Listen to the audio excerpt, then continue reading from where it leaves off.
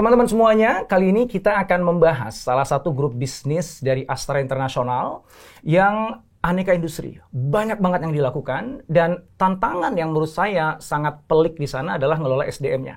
Ya, karena industrinya beda-beda yang digarap, perusahaannya beda-beda digarap, ada puluhan ribu orang yang terlibat di sana dengan industri yang sekarang juga lagi kena disrupsi di mana-mana. Grup bisnisnya apa? United Tractor. Dan saya udah ditemani oleh direktur dari United Tractor, ya, Pak Edi Sarwono. Nah, Pak Edi, selamat datang. Terima kasih, selamat sore Mas Indra. Matur nuwun kesediaannya bisa hadir di sini belajar. Kehormatan bagi kami bisa diundang di forum yang sangat luar biasa. Yeah.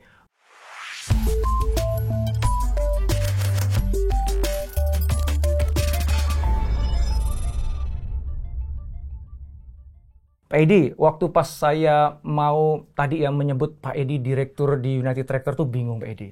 Karena direkturnya kok banyak banget itu ya. Pak Edi tuh ngurusin apa aja Pak kalau di United Tractor Pak? Urusan belakang. Intinya saya tanggung jawab untuk back office operasional non-finance. Jadi urusan orang sampai dengan talang bocor, kod mampet itu saya urusin lah. Intinya begitu. Jadi ada human capital, ada yang sekarang rame tapi kami udah lama deal ngurusin hal itu, environment, health, safety, social responsibility, terus ada general affair, security, corporate communication, pokoknya semuanya gitu. Jadi itu Bapak rumah tangga, semua urusan dapur belakang semuanya Pak Edi yang ngurusin. Betul. Ya. Tugas saya adalah melayani teman-teman di operation supaya bisa perform luar biasa untuk kemanfaatan perusahaan. Nah Pak Edi, kalau ngomongin United Tractor ini kan di dalam holding United Tractor itu sendiri kan perusahaannya macam-macam Pak. Boleh nggak ceritain? Kalau misalnya dulu awalnya itu kan apa trading ya Pak ya? Berarti hitungannya ya? Trading awalnya ya? Trading. Jual beli alat berat ya. Betul. Nah boleh nggak ceritain tuh apa aja sih sebenarnya unit usaha yang ada dalam United Tractor supaya teman-teman yang menyimak ini kebayang ya scope atau scale dari United Tractor dan nanti teman-teman pasti bisa ngebayangin tuh kompleksitas pengelolaan SDM-nya, kompleksitas transformasinya itu pasti akan kebayang mumetnya. Nah, tolong Pak, cerita dulu Pak. Terima kasih. Agak panjang tapi saya coba kompres. Awalnya itu usahanya adalah memang trading alat berat. Tetapi misi pada waktu UT didirikan itu Om William berpesan kepada kami bahwa UT didirikan adalah untuk bersama-sama membangun negeri dalam konteks infrastruktur dan turunannya. Oleh sebab itu ini amanah yang luar biasa. Terus kita berpikir apa yang harus kita lakukan? Nah, awalnya itu adalah trading, terus masuklah ke dalam rental alat berat yang bertransformasi menjadi mining services yang terbesar sebetulnya sekarang luar biasa dinamain adalah PT Pama Persada Nusantara. Nah, dua engine ini yang berjalan dengan sangat baik sampai dengan krisis tahun 99 sehingga kita masuk ke dalam skema debt restructuring. Nah, tahun 2007 1 atau 2 tahun setelah kita lepas dari debt restructuring, kami melakukan transformasi bisnis. Transformasi bisnis pertama untuk reposisi supaya kita nggak lagi terkena imbas hal-hal seperti ini dan jangan naruh telur di satu keranjang saja kurang lebih. Sehingga dari trading masuk ke mining services, by design kita masuk juga ke dalam mining concession.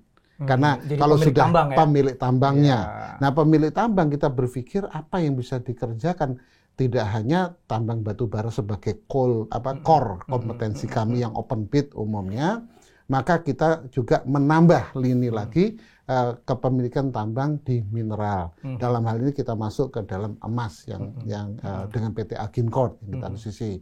Nah, setelah berpikir mengenai construction machinery atau trading dan turunannya ada manufaktur di situ, mining services, mining concession, mineral concession, apa value chain dari ini? Masuklah kami berpikir sebetulnya adalah energi.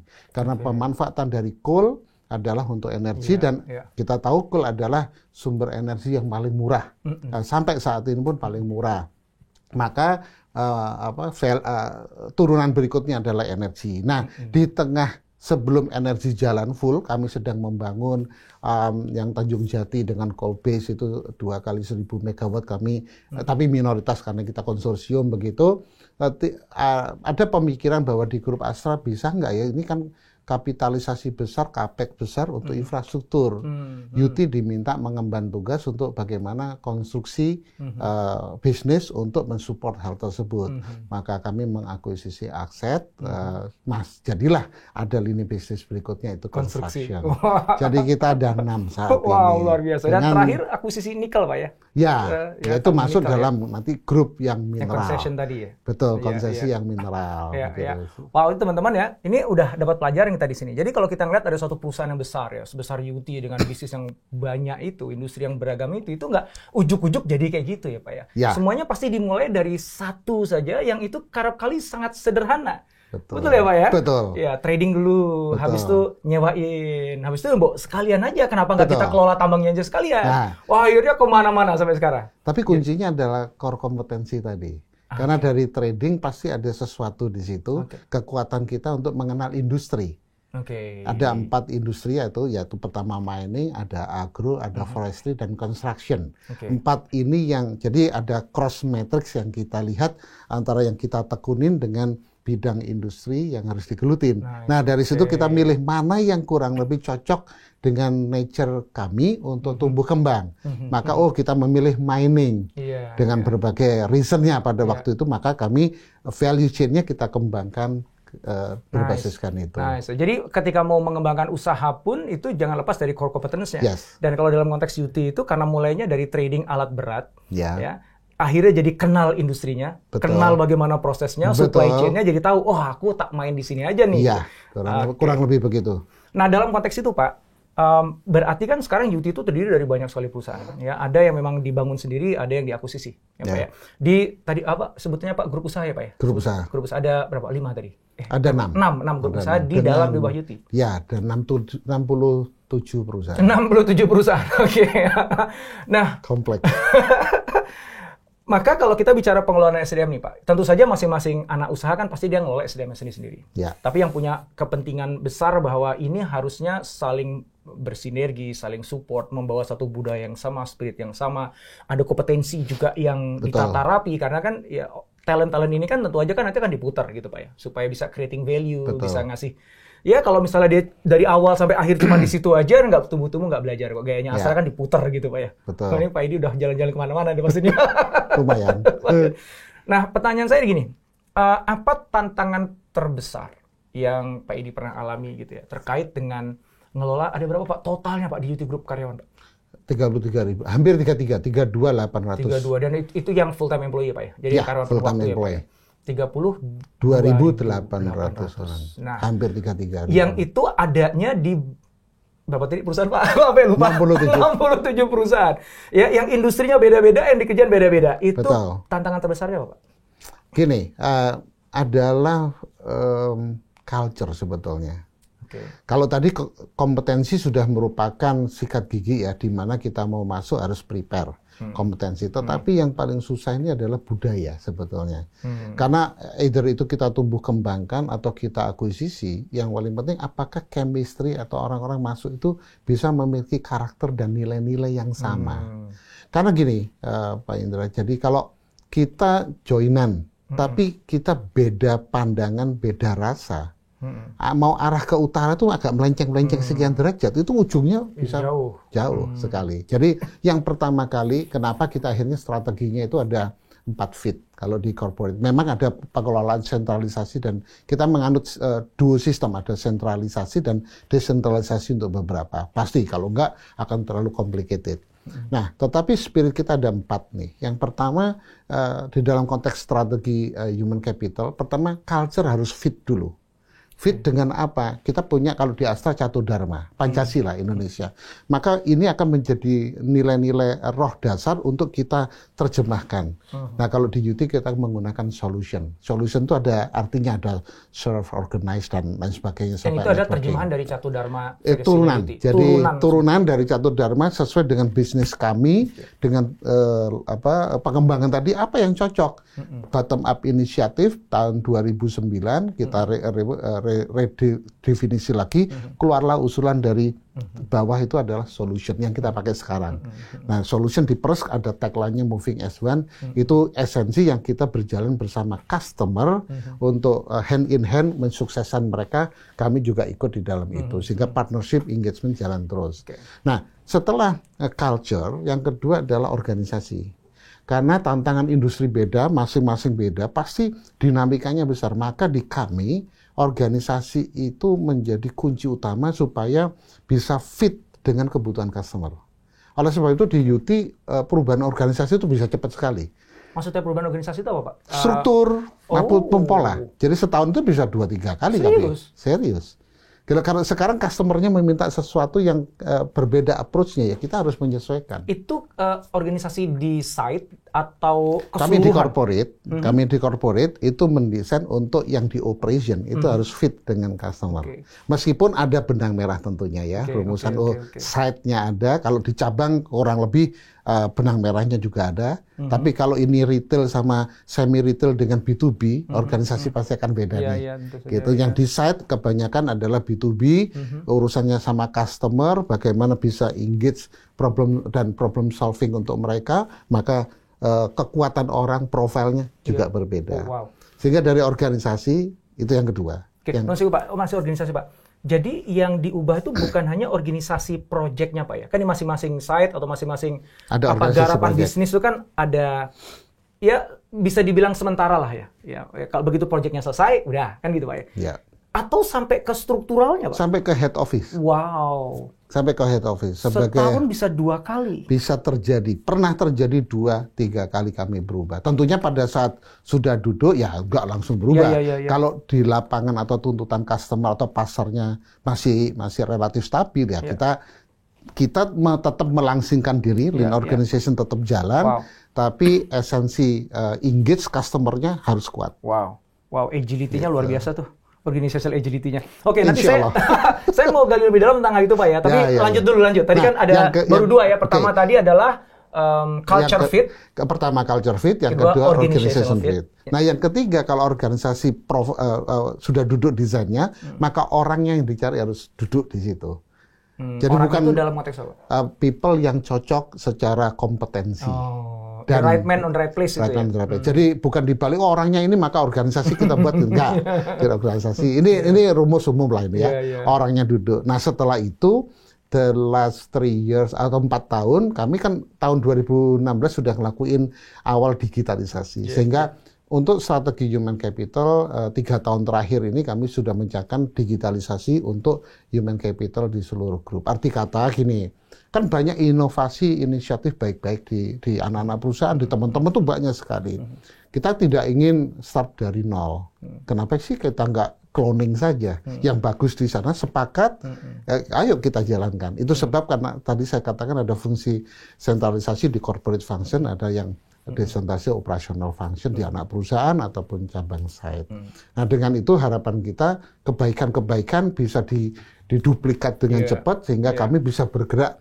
Harapannya bisa lebih cepat lagi dan memenuhi harapan pelanggan.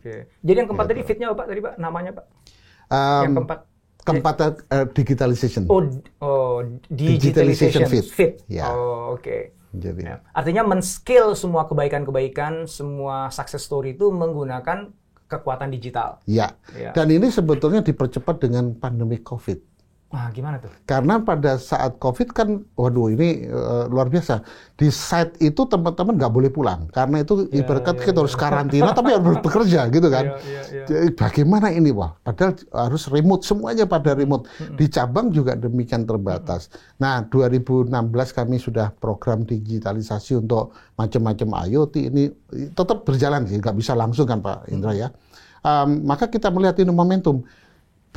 Contoh yang sederhana, bagaimana kompetensi tetap di-develop ya dan di-measure. Ini kan nggak gampang remote. Maka kita buat yang sekarang disebut sebagai UT Smart. UT Smart itu adalah program yang kami buat sendiri untuk pembelajaran jarak jauh berbasiskan 10, 20, 70 konsep. Gitu, 10-nya seperti development training in classroom, 20 dengan coaching mentoring, 70 dengan project. Dan project ini project yang langsung problem solving customer punya masalah.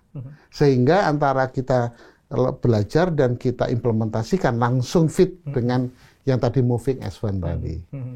Itu. Dan UT Smart adalah ekosistem yang kami bangun untuk mewadahi itu. Makanya ini kita cloning kepada teman-teman lain gitu. Oke, balik lagi ke yang pertama dulu deh, culture fit-nya itu. Karena balik lagi, ada yang ditumbuh kembangkan, ada yang diakuisisi kan Pak ya. Dan orang kan kalau bicara culture itu kan bicara values Pak. Betul. Kebiasaan-kebiasaan yang udah terbangun sampai tahun-tahun gitu. Norma yang udah biasa dia lakukan yang dianggap benar gitu. Yang belum tentu itu fit dengan solution tadi. Apalagi kemudian catur dharmanya gitu Pak ya. Terus apa yang Bapak lakukan Pak untuk making sure, khususnya bagi perusahaan-perusahaan yang diakuisisi? Kalau dikembangin dari awal udahlah ya, karena itu anaknya sendiri ya. Ini kan anak orang lain Pak, diadopsi Pak. Nah itu apa strateginya? Pertama gini, biasanya sebelum kita nikah gitu ya, ada agreement ngomong-ngomong dulu. Oke, kalau nikah gimana nih? Pasti kami ambil posisi untuk urusan human capital atau HRD, kami ambil. Itu key-nya. Karena dengan demikian maka kami bisa inject program-program kita, bukan brainwashing, tetapi lebih bagaimana membangun karakter yang sama, karakter development yang sama untuk people yang join dengan kami. Ada dua hal, satu yang generalis modul dan ada yang spesialis. Kalau spesialis mungkin nggak terlalu banyak deviasi karena itu technical matters, business management kompetensi dan sebagainya. Tapi begitu yang generalis kami memiliki seiring dengan kami koordinasi dengan Astra ada 8 dimensi soft skill, business acumen dan sebagainya. Itu yang harus kami standarisasi. Jadi kita potret dulu, terus kita identify, baru kita develop. Nah developnya dengan apa? Yang paling mujarab itu mentoring atau shadowing, itu yang kami gunakan sehingga teman-teman yang baru join itu kita rangkul harus dan kita perkenalkan sambil bisnis jalan terus. Ini loh program Human Capital.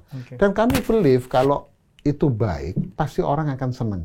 Karena memanusiakan manusia, esensi catur dharma itu kan membangun negeri sebetulnya. Kami pun dalam misi keempat UT adalah kontribusi untuk national prosperity, itu kan untuk negeri. Kalau kami tidak punya pijakan yang kuat, orang lihat ini apa sih misi company dan sebagainya, bertanya-tanya. Itu sebab pada waktu kita introduce karakter dan culture kita solution itu seiring dengan komitmen kami yang 2007 kita declare habis itu mengenai bahwa tidak ada lagi urusan suku, agama, ras, antar golongan. Kita semua adalah sama bangsa Indonesia. Karena UT operasinya di 126 titik di seluruh Indonesia. Kalau kami membeda-bedakan susah Pak. Terus hanya ada satu yang membedakan, kompetensi. Maka silakan untuk membangun kompetensi untuk unggul di antaranya itu. Nah itu kan lebih ke arah kompetensi fit dong Pak. Yang ketiga Pak. Kalau yang culture itu Pak, yang bicaranya udah super soft. Yang values tadi dengan norma tadi, yang mereka udah kadung dengan kebiasaan yang katakanlah skills-nya udah match nih Pak. Tapi values-nya mungkin belum. Tadi itu. Jadi kembali ke tadi konteks mengenai kan di kompetensi ada soft skill ya. Nah, di dalam konteks soft skill dalam karakter development kita injek dengan 8 dimensi tadi. Yang solution itu. Yang 8 dimensi. Yang tadi Bapak sebut tadi. Mulai dari vision, business sense, leadership. Tapi bukankah itu lebih ke soft skill? Kalau misalnya values kan orang nyebutnya kan super soft skill ya nyebutnya ya. Yang benar-benar value terdalam Pak, catur dharmanya itu Pak, solutionnya itu Pak. Mulai dari kejujuran, integriti. Kita injek di dalam konteks ini. Di dalam pengenalan kita yang namanya soft skill tersebut ada 8 dimensi tadi. Kan leadership bukan leadership yang sifatnya managerial atau management leadership, tapi lebih kepada hati ini gimana kamu sebagai leader, sebagai human gitu ya. Nah, jadi mulai dari karakter, mulai dari integrity, terus dari kejujuran, itu kita blend di dalam nilai-nilai ini. Gitu. Nah, kita ada komitmen, contohnya moving as one itu adalah masalah komitmen kita bagaimana melihat persistensi kita itu dijadikan satu dengan kegiatan ini. Dan itu kan tidak bisa pakai development in class. Iya, itu dia maksud aku. Itu saya katakan tadi pakai mentoring, shadowing, dan coaching. Gitu. Karena kan kalau kita pergi ke perusahaan A, B, C itu jalanin project ya di A, di B, di C. Itu terasa Pak. kok budayanya lain ya gitu. Yeah. Ya kalau ditanyain bedanya di mana, kadang-kadang kita nggak bisa mendefinisikan bedanya dia, pokoknya beda lah. Kalau aku lagi main sama anak-anak UT kayak gini gitu, aku main dengan yang lain kok kayak gini gitu. Nah itu kan budaya itu kan seperti itu Pak. Dia bukan sesuatu yang dituliskan di dinding atau disampaikan di kelas ya, tapi yang dirasakan. Yang membentuk ya kamu kalau orang UT ya beginilah gitu. Dan biasanya wujudnya kan dalam bentuk perilaku. Betul. Dan ternyata tadi ya kuncinya ya. Jadi kita harus punya clarity dulu, kita ingin orang-orang UT itu kayak gimana dari sisi karakteristiknya, perilakunya, apa yang dia yakini dan sebagainya. Kemudian dicontohkan, di mentoring, dituntun, di shadowing sehingga orang tuh bosku kayak gini ya gitu. Teman kerjaku kayak gini ya gitu. Lama-lama akhirnya ngeblend tadi itu ya. Dan ada saya tambahkan sedikit, selain tools-tools HRD kayak 360 feedback dan sebagainya, kami punya kebiasaan itu yang namanya sambung rasa. Sambung rasa itu sebenarnya kombinasi Gemba, tapi dengan kita open talk sebetulnya. Jadi pemimpin itu turun ke lapangan. Jadi kami yang di head office sebelum pandemi itu kami direksi dan GM itu harus rutin mengunjungi teman-teman baik yang di operational holding maupun yang di AFCO untuk dialog dengan mereka, mendengarkan langsung mulai dari keluhan yang sifatnya bisnis sampai urusan orang nih. Orang itu mulai dari remunerasi kayak benefit atau apa, sehingga akhirnya kami ya di BOD kan harus paham semuanya, bisnis paham, orang paham, aturan paham. Nah itu seninya. Dan dengan dialog itu maka sebetulnya mengurangi delta. Dan sekaligus juga menunjukkan contoh bahwa kita itu di taking care loh. Bukan berarti kita omong doang, bangun negeri tapi kita disuruh keringetan yang sana enak-enak pakai AC. Enggak. Kita juga turun, merangkul bersama-sama, memecahkan masalah maupun mendengarkan masalah mereka. Jadi sambung rasa itu wajib di kami. Sebulan sekali harus. Seiring dengan bipartit. Iya, itu kayak zaman Pak Harto dulu turun ke ini ya, ke sawah-sawah ini saya. Apa dulu tuh, pedesaan ya Pak itu. Kalau sekarang istilahnya blusukan ya Pak ya. Blusukan. Pak Harto apa namanya dulu ya? Kalau kami sambung rasa. Sambung rasa, Masya Allah keren. Oke, yang kedua ngomongin organizational fit. Nah, yang tadi aku sempat pengen nanyain tuh Pak Idit. Kan nggak mudah Pak mengubah. Ketika kita mengubah organisasi, itu kan banyak orang yang posisinya bergeser, tanggung jawabnya bergeser, ada yang udah kadung nyaman di sini. Hilang kamarnya. Itu kan masalah semua itu Pak. Dan yang jadi masalah itu kan kalau kita sekedar mengubah organizational chart mah gampang ya Pak ya. Tapi manusia loh Pak. Mindah orang itu kan setengah mati Pak. Itu bisa sampai setahun 2 kali itu. Gimana kok bisa itu mulus Pak? Kuncinya dialog sebetulnya. Satu dialog, kedua adalah mengelola ekspektasi. Itu sebab dengan kebiasaan kita sambung rasa dan sebagainya, kalau ada apa-apa kita akan ngasih signal terlebih dahulu. Kalau kita melakukan gini apa pendapat kamu? Apa? Jadi kayak conditioning dulu ya. Ngelola ekspektasi itu kan kita kondisikan dulu. Ya kalau teorinya itu adalah change management atau apa gitu. Tapi sederhananya adalah kita ngelola ekspektasi dengan conditioning dan dialog. Dan yang dialog bukan sekedar pemimpin regional, tapi sampai di pusat pun harus turun.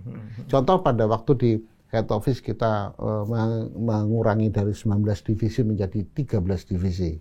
Dari 190 departemen menjadi sekarang tinggal 98 departemen. 240 section menjadi tinggal 96 seksi sekarang. Karena kita menerapkan perubahan organisasi tanpa PHK ya, tanpa PHK. Itu kalau nggak disentuh hatinya kan pasti rame. Maka tidak cukup hanya manajer atau GM, tapi saya turun karena saya sebagai orang terakhir ya dapat mandat kan, karena itu tugas saya. Udah saya harus ngamen dari satu divisi ke divisi lain untuk menjelaskan ini loh maunya. Dan bagi teman-teman saya menyediakan waktu untuk siapapun yang terdampak atau yang merasa nggak jelas masuk ke ruangan saya, ngomong apa aja. Gitu. Itu untuk mereduksi dan memanage ekspektasi teman-teman. Artinya kalaupun ada perubahan apapun nggak boleh ujuk-ujuk ya Pak? Iya. Berapa lama prosesnya Pak? Sampai kemudian dieksekusi perubahan itu harus lebih awal berapa lama itu untuk lakukan conditioning-nya? Yang paling berat itu sekitar 6 bulanan. Ketika restrukturisasinya awal-awal itu 6 bulan lah. Conditioning dan lain sebagainya, kurang lebih 6 bulan. Tapi kalau karena sudah terbiasa berubah, ya mungkin dalam tempo 2 bulan, 1 bulan. Tapi nggak bisa cepat. Tetap harus ada waktu. Minimal 1 bulan. Wow, menarik. Selanjutnya mau geser topiknya sedikit ke arah inovasi nih Pak ya, yang jadi bagian dari passionnya saya nih Pak ya. Kalau lihat dari bisnisnya yang ada di UT itu kan dalam pandangan saya itu sangat operation base ya Pak ya. Dari konstruksi, kemudian juga mining ya, penyewaan dan sebagainya itu heavy di operation. Ya. Yang mana kalau operation itu kan sudah ada playbooknya Pak ya, udah ada SOP-nya gitu. Bahkan yang paling penting dalam operation itu adalah kedisiplinan mengeksekusi sesuai dengan standar yang udah ditetapkan. Konsisten. Nah, dan juga konsisten terus gitu ya. Sementara kalau kita lihat dunia bergerak sekarang ini yang banyak wacana yang muncul itu adalah lakukan inovasi yang bukan cuma sekedar improvement kecil-kecilan. Bukan hanya sekedar penghematan sana-sini. Bukan berarti itu nggak penting. Ya jelas lah, kita harus improve terus, lebih baik setiap hari, reduce cost setiap hari. Tapi ada tuntutan dari industri untuk kita melakukan transformasi, inovasi yang sifatnya lompatan, yang artinya bisa jadi, kalau operationnya harusnya begini, kita mempertanyakan operation itu. Kenapa harus begini? Jangan-jangan ada teknologi yang kita bisa pakai yang ngebuat operationnya jadi berubah bentuk, tapi lebih efisien dan lebih efektif, kan gitu Pak. Betul. Itu kita sebutnya radical innovation. Itu aja deh, misalnya kita pakai terminologi itu ya, walaupun itu debatable Pak ya.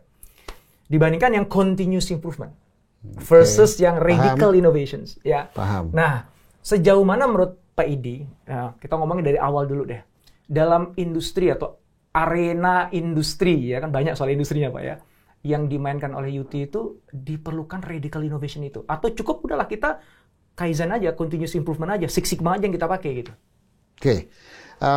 Kita luruskan terminologi dulu nih, karena konteks kegiatan kami itu ada produk dan jasa.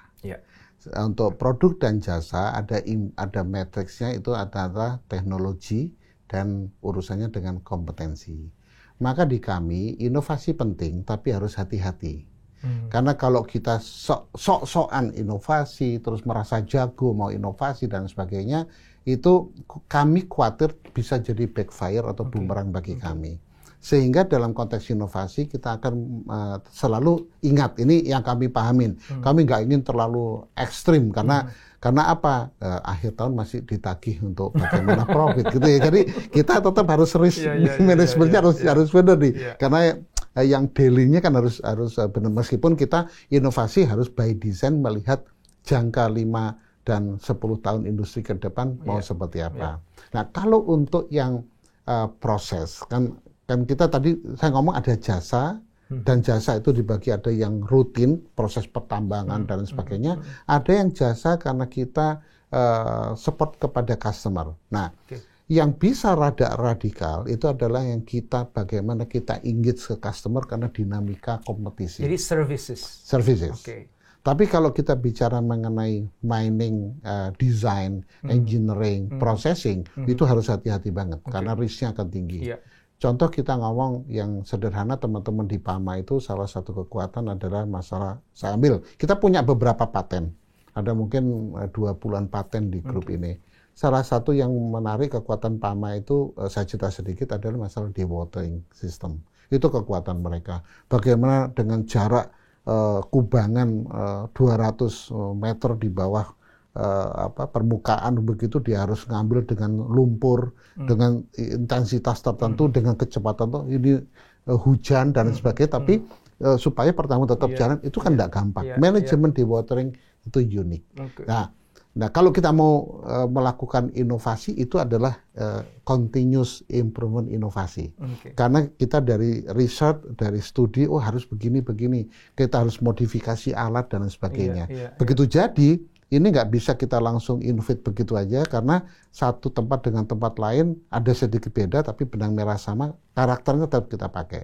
Sehingga lebih kepada hal tersebut. Kecuali processing mineral, emas itu kan beda-beda ya, itu dari awal kita harus fit dengan jenis dari mineral itu untuk processingnya.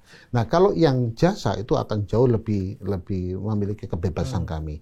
Salah satunya misalkan ya, kalau dulu orang kenal full maintenance contract. Dan begitu kita masuk ke semi retail, ketemu sama Pak Haji, pengusaha itu kan nggak mampu mereka dengan FMC.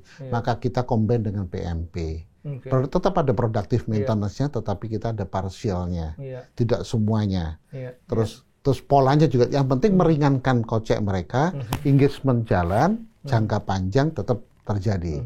Nah, kompetensi orangnya bisa disetting. Kalau di sini harus kelas A, di sini mungkin kelas B, tapi dengan grup leadernya kelas A.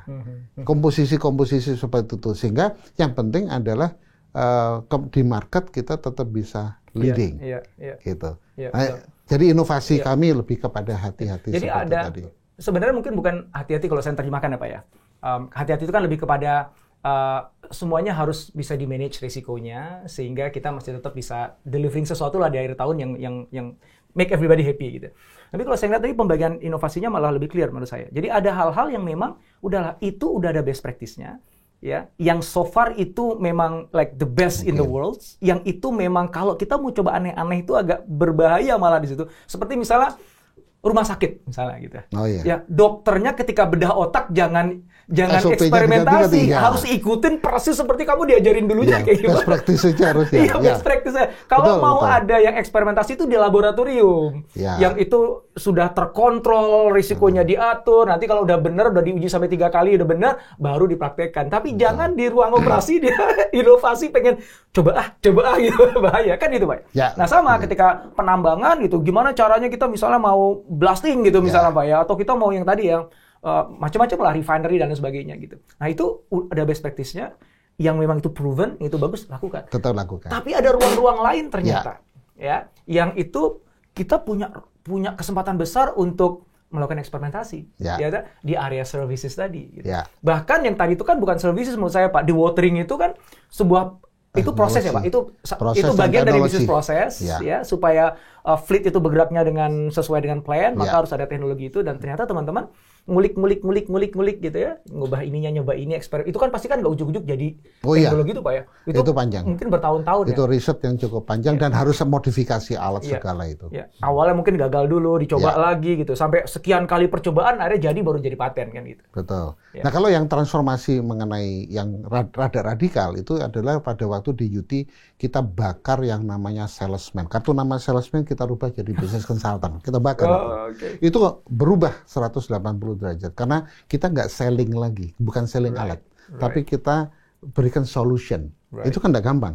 Nah, itu radikal. Nah, itu teman-teman ya. Jadi kalau ngomongin inovasi itu jangan langsung kebayang kayak seolah-olah harus teknologi tinggi. Ya toh, nggak harus sesuatu yang sangat kompleks, sangat ribet. Sesederhana ngubah mindset dengan cara membakar kartu nama. Ya. Itu kan kalau inovasi teman-teman mungkin yang sering nyimak saya tahu ya, karakteristik dari inovasi itu cuma 3 Pak. Kalau menurut saya Pak ya. Kriterianya pertama adalah harus baru atau berbeda. Dan ngebakar kartu nama dan mengubah menjadi itu mungkin sesuatu yang baru banget di tempat di UT pada saat itu kan ya. Dan ternyata itu solving a problems. Apa problem yang di-solve? Mindset bahwa kita cuma pengen jualan nyodorin produk ke customers. Diubah menjadi kita nawarin solution. Gitu. Dan ternyata dengan pendekatan itu orang udah mulai berubah mindsetnya. Dan akhirnya diadopsi oleh banyak orang. Nah, sesederhana bakar kartu nama. Ternyata ketika dia menghasilkan efek bahwa itu creating value, memberikan nilai, dipakai, dan itu terbukti, itu sebuah inovasi loh teman-teman. Dan terasa di market. Terasa di customers. Iya, jadi value-nya tuh sampai ke customers. Harus. Ya kan? Cuman buang bakar kartu nama. Tapi kan gara-gara bakar kartu nama, customer merasa dapat value lebih dibandingkan kalau yang datang cuma salesman. Nah, itu inovasi kan gitu. Maka balik ke rumah sakit tadi itu, mungkin kalau dokternya bedah otak, janganlah. Ya, itu ada tempatnya sendiri untuk bikin itu. Tapi kan pelayanan registrasi pasien, pembayarannya, apoteknya, kan itu kan ruang untuk inovasinya kan banyak ya. Betul. Nah, itu adalah proses. Kalau ditanya loh, kan ada produk UT itu. Nah, kami terus terang kan memang tidak memiliki produk, tapi kita punya prinsipal. Nah, inovasi-inovasi yang sifatnya teknologi ke urusan produk, yang kita bisa buat economic fuel control dan sebagainya, yang dimana prinsipal waktu itu belum nyediain, maka kita berikan inputan ke prinsipal. Ini loh yang harus kamu lakukan, karena market Indonesia maunya seperti ini. Sehingga melalui inovasi teman-teman yang sifatnya teknologi, kita berikan masukan kepada prinsipal untuk mereka melakukan inovasi di produknya supaya bisa fit dengan market Indonesia. Itu hitungannya inovasinya dianggap inovasinya kita atau inovasinya dia tuh Pak? Kalau kami tetap menganggap itu kami.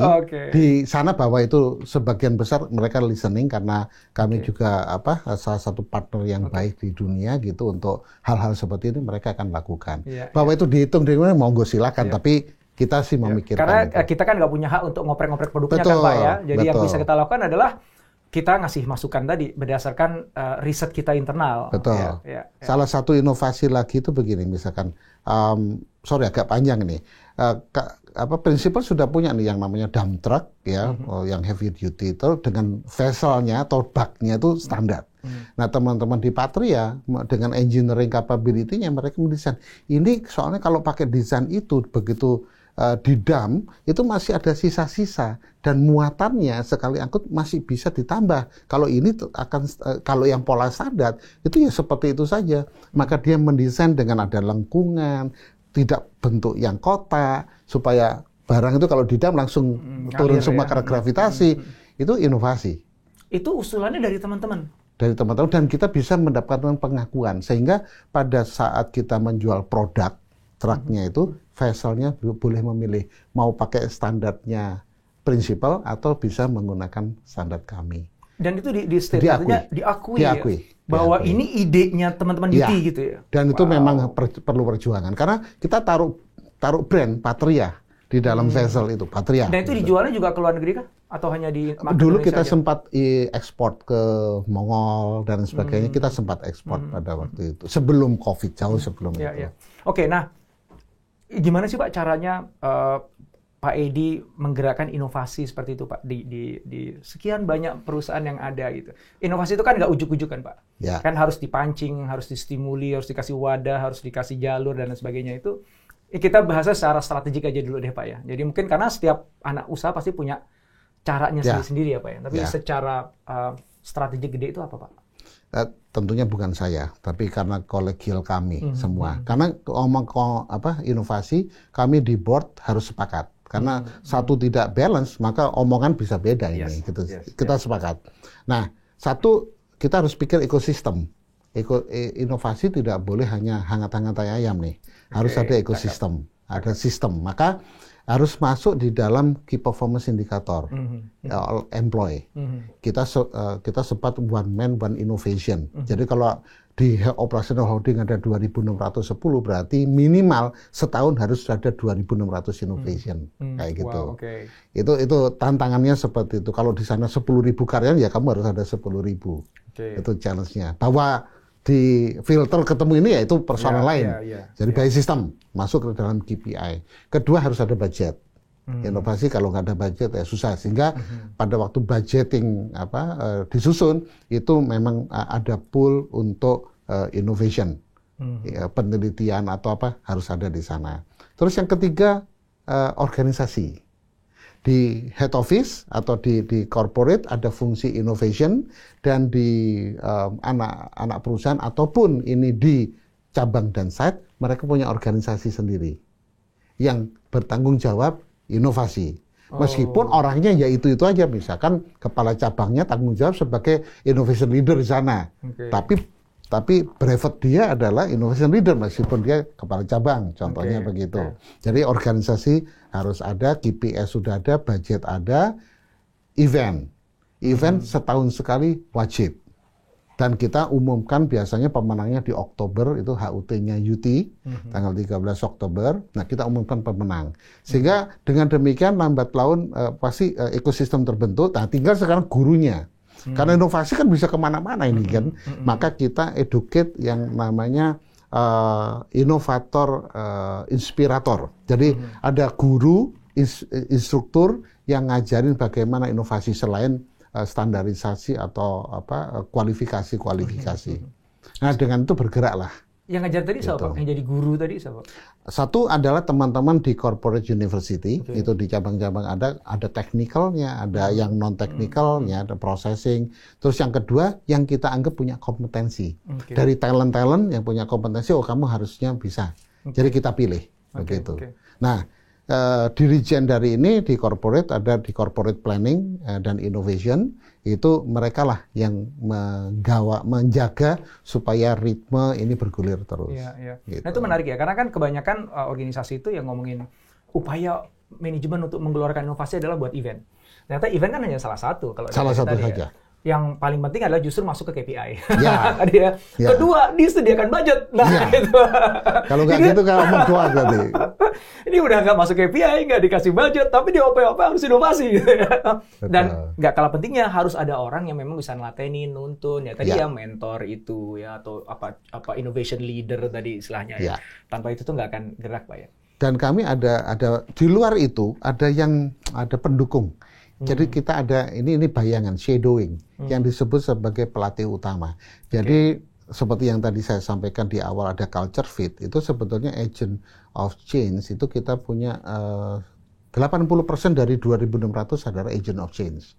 Kita dan sebagai pelatih utama orang yang bertanggung jawab untuk memastikan budaya behavior itu inline, behavior employee inline dengan budaya perusahaan.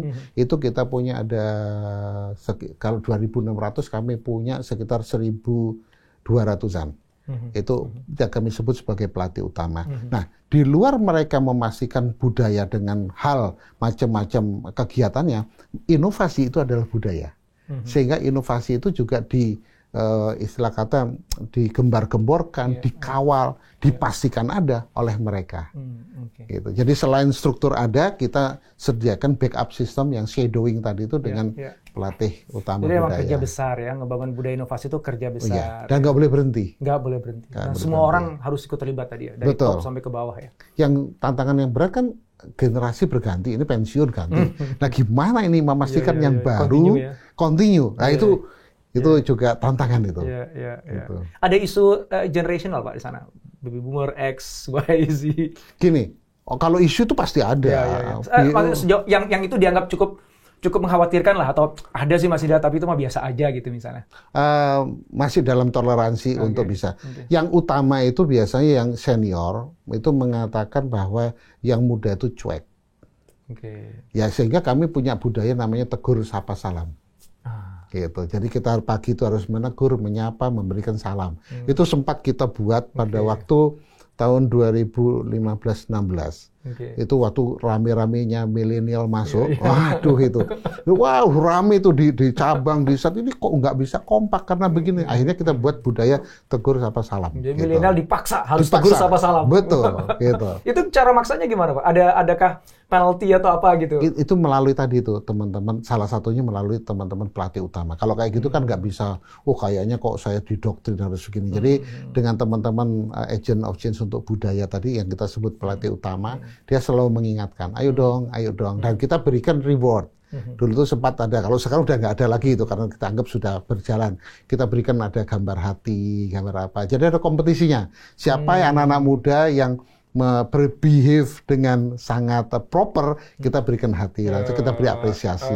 Jadi bukan punishment. Iya, bentuknya recognition. Ya, jadi seperti gamification, kasih badges gitu ya. Jadi fun bawaannya ya. Terus sebulan sekali ada division meeting, diangkat ini loh topnya dan sebagainya. Kan mereka senang juga. Nah sekarang ini kan salah satu yang jadi challenge itu kan agility ya. Tadi kita sempat bahas di awal tentang organizational agility itu yang setahun sampai 2 kali ngubah organisasi gitu. Nah sekarang agak sedikit masuk ke manusianya Pak. Jadi pola kerja kan tetap harus lincah gitu. Jadi jangan pakai pola yang sama terus-menerus kan. Kita harus siap dengan tantangan baru, cara kerja baru, model baru, teman kerja baru gitu Pak ya. Nah, gimana caranya Pak Idi untuk bisa menumbuhkan working agility ya di teman-teman yang ada di UT Group? Bersyukur ada COVID. Jadi gini, kenapa terpaksa agile gitu. Pada waktu awal itu kan kita selalu 8:05 itu masuk jam 8 atau setengah 8 keluar. Itu kan menjadi platform berpikir productivity Pak, tapi Pak ini macam-macam di daerah gitu. Kalau yang decide kan relatif rutin karena suka nggak suka ritmenya sudah teratur, ngikutin shift-nya dan itu no doubt lah. Tapi yang ada di cabang-cabang di head office itu problematika tersendiri. Nah, dengan kita sebetulnya sudah mengintroduce pemikiran mengenai flexible time pada waktu itu. Tapi flexible time itu dari segi kan gini, ngomong agility kita bicara ekosistem juga. Bukan sekedar cara bekerja, tetapi aturan dasarnya apa, kesiapan mental gimana, hubungan atasan bawahan, termasuk productivity. Itu harus satu siklus gitu. Nah, dari berbagai itu pada waktu awal kita agak susah karena orang selalu ingin engage, ketemu, dan lain sebagainya. Dengan pandemik ini memaksa kita untuk, ternyata ada cara lain bekerja, online, dan lain sebagainya. Sehingga pada waktu kemarin kita sudah memutuskan meskipun pandemic over nantinya insya Allah segera mungkin kita tetap hybrid working method berlaku. Itu sudah jadi SK ketentuan bekerja kami. Terus tentunya pakai aturan, ada pimpinannya harus ngatur lah schedule dan karena mau nggak mau ketemu itu masih kebutuhan kebutuhan nyatuin gitu. Hati dulu yang penting nyatuin hati gitu. Terus yang kedua ini kan masalah agility juga kita bicara mengenai masalah trust. Masalah trust ini paling penting. Maka share of vision, arah ke mana, keterbukaan, openness daripada apa yang terjadi itu menjadi penting. Nah, maka mulai dari pemahaman itu terus trust kita bangun dengan komunikasi open tadi. Terus yang ketiga adalah apapun kondisi perusahaan kita harus tampilkan untuk mereka supaya bisa mengukur. Jadi agility kita siapkan fondasi dulu mengenai manage ekspektasi sekali lagi informasi-informasi yang dibutuhkan orang untuk mau bergerak yang berbeda. Nah begitu sudah maka kita melakukan perubahan dengan SOP tentunya aturannya dirubah, caranya dirubah, tapi coachingnya tetap kencang nih, mentoringnya tetap kencang. Jadi kita ada 1-5, satu orang megang 5 orang, satu mentor pegang 5 mentee. Yang jadi mentor so? Yang jadi mentor adalah leader atau talent yang kita tunjuk. Gitu. Kita ada petanya untuk ini pegang ini. Oh kalau case ini, ini cocoknya sama dia, kita taruh ke sana, kayak begitu. Jadi setelah talent identification kita buat mentoring, terus yang bukan berarti hanya talent saja, yang lainnya juga harus dilakukan hal yang sama. Nah, katakanlah misalnya SOP-nya udah ada, kebijakannya udah ada, infrastruktur udah disiapkan untuk melakukan hybrid working tadi ya Pak ya. Kadang-kadang kan kendalanya justru pada orangnya kan Pak ya. Yeah. Pertama adalah si atasannya yang misalnya masih sangat tradisional banget gitu, jadi dia kerjanya ya kalau nggak ngelihat anak buahnya di kantor ya dia bilang nggak kerja gitu ya, presence equal productivity. So ini mindset banget lah, yang ini kan nggak mudah tuh diubah gitu. Yang kedua juga di anak buahnya sendiri juga kadang-kadang nggak mature. Ya. Ketika disuruh di rumah misalnya malah rebahan gitu ya. Nah tuh apa Pak tips and trick untuk bisa ngatasin itu? Ya kita suka nggak suka harus percaya kan ya. Jadi tips and tricknya gini, kalau kita ada yang namanya scheduling. Scheduling itu ada leader di tempat kami ada dengan aplikasi UT1 itu, maka setiap leader wajib untuk 15 menit morning talk. Kalau misalnya sebagian online. ada, berarti online ya. Online. Kalau itu hybrid, maka yang ada di sana dalam satu ruangan, yang lain ikut. Dan on cam. Dan on cam. Terus setengah 5 sore, setengah 8, setengah 5 sore juga melakukan hal yang sama sambil leadernya tanya progresmu gimana. Gitu. Jadi ada kayak daily check up ya Pak ya, pagi dan sore gitu ya Pak ya. Kurang lebih demikian. Nah, itu tergantung nanti kalau leadernya sudah merasa ini sudah benar, itu frekuensi dia tidak perlu ini tapi 2 hari sekali. Tapi yang pagi biasanya tetap dia lakuin. Hanya untuk say hello ini itu dan engage ada. Itu kan dari segi cara kerja. Kalau tadi yang perubahan organisasi saya tarik lagi, lebih kepada tuntutan organisasi dan bisnis, maka selain kita berikan fakta, kita tunjukkan kalau kita tidak melakukan ini risiko apa yang terjadi. Kalau tidak melakukan ini konsekuensi apa yang terjadi. Dengan analisis manajemen resiko itu teman-teman kita ajak gimana problem. Jadi ada, ya saya tidak mengatakan FGD, tapi kita mengatakan ada dialog lah sebelum do something. Contoh yang tadi itu kita lean-kan organisasi dari pola yang structure dengan matrix, itu kan tidak gampang. Karena dituntut orang itu ada, wah kalau gitu kamar saya nggak ada, aku nggak punya anak buah. Ada yang nangis-nangis ke ruangan, Mas, wah Pak gimana nih, saya nggak punya anak buah lagi loh. Gimana? Emang gaji turun? Tidak. Terus apa? Kerjaan gimana? Iya sih banyak sih Pak. Lah ya terus apa lagi? Gitu. Jadi kadang-kadang ada framing old school itu yang masih, nah itu harus kita hadapin. Maka di kami itu ada high psikolog ceritanya. Untuk transformasi kegiatan apapun pasti akan menimbulkan impact. Sehebat apapun atasan taking care, pasti ada gundah gulana. Maka kami ada tim high psikolog. Kalau ada apa-apa unek-unek kita ada. Dan itu tim kami sendiri untuk ngobrol karyawan. Ya, di corporate university ada timnya untuk taking care mereka, mau ngobrol di luar yang struktural tadi. Tapi lebih kepada gini, cuma gini, itu painfulnya kan pada 1 tahun, 2 tahun lah, 1-2 tahun pertama. Begitu tahun ketiga mereka sadar bahwa perubahan itu bukan karena maunya bos, tapi ini karena tuntutan bisnis dan sebagainya. Umumnya teman-teman sudah relax gitu. Wow. Terakhir nih Pak ya, nih karena nggak sadar kita ngobrol udah panjang sekali nih waktunya ya Pak ya. Ngomongin tadi perubahan yang itu bukan maunya bos, tapi emang lingkungannya membutuhkan itu, persaingan membutuhkan itu, atau bahkan karena kebijakan dari pemerintah. Ini kan UT ada dalam sebuah industri yang cukup dinamis ya. Kalau dulu itu sempat stabil banget lah, semuanya bisa diprediksi. Sekarang enggak. Harga batu bara kan juga wah luar biasa. Sekarang lagi bagus ya Pak ya. Alhamdulillah. Lagi bagus ya sekarang ya. Alhamdulillah. Cuman kebijakan pemerintah yang ke arah elektrifikasi, ya, renewable energy, PLTU tuh harus dipensiunkan dan sebagainya. Gitu. Itu kan pasti kan punya dampak tuh terhadap UT itu Pak ya. Jadi bagaimana UT secara bisnis merespon itu, dan pertanyaan kedua adalah bagaimana menyiapkan SDM, kembali pada SDM lagi Pak ya, dengan keputusan respon dari manajemen terkait dengan pemicu dari luar tadi Pak, yang di luar kontrolnya kita. Saya jawab mengenai esensi problem dulu kalau gitu. Problemnya kan selalu kalau industrinya bergerak dari kacamata human capital adalah sebetulnya sederhana tapi sulit. Pertama adalah menyediakan jumlah orang yang tepat pada saat yang tepat dengan kualifikasi yang tepat. Nah, sebetulnya itu gitu. Teorinya sederhana. Sederhana. Prakteknya mumet.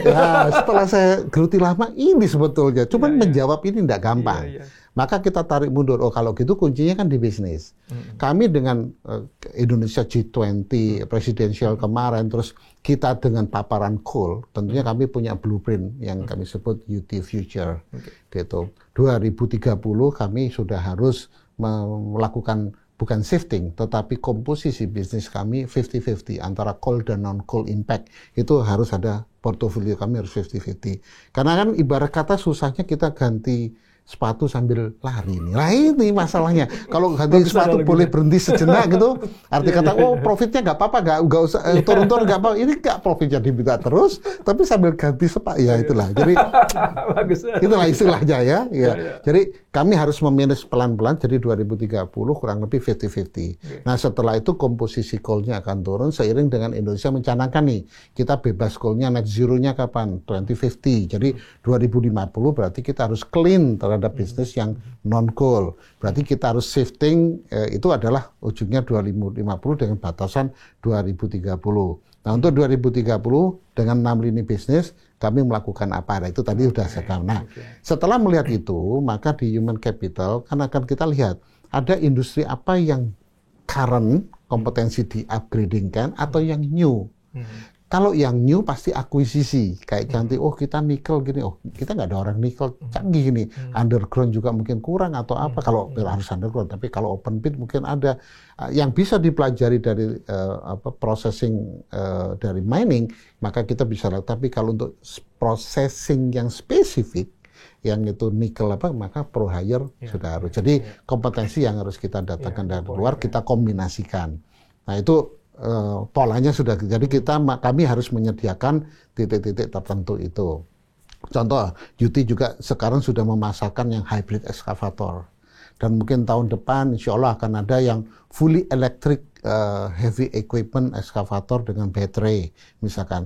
Maka mekanik kami kan juga tidak lagi bisa tidak lagi harus combustion engine kompetensi kan. Dia harus sudah paham ke sana, harus shifting juga. Dari sekarang kita sudah harus prepare nih.